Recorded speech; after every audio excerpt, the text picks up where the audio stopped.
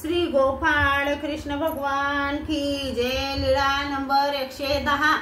उपाध्यास उचिष्ट प्रसाद प्रदान। सर्वज्ञांना रिद्धपुरास जाण्याची प्रवृत्ती झाली तेव्हा चांगदेव भट्टाने सांगितले, जीजी मी पण येईल, चला जाऊया।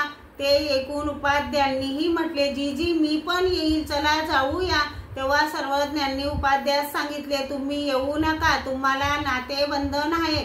नंतर ते संध्याकाळी आपल्या गावाला निघाले। सर्वज्ञांच्या श्रीमुखीचे उचिष्ट तांबूळ मागू लागले। सर्वज्ञांनी सांगितले, बटिका तुम्हाला लोक वाडीत टाकतील। त्यांनी सांगितले, जीजी वाडीत टाकतील तर टाकू द्या। सर्वज्ञ म्हणाले, दुसऱ्या भांड्यात जीव घालतील। त्यांनी सांगितले, घालतील तरी घालू द्या, अजून काय होणार। सर्वज्ञांनी म्हटले, बटिका तुम्हाला कोणीही काहीच म्हणणार नाही हो।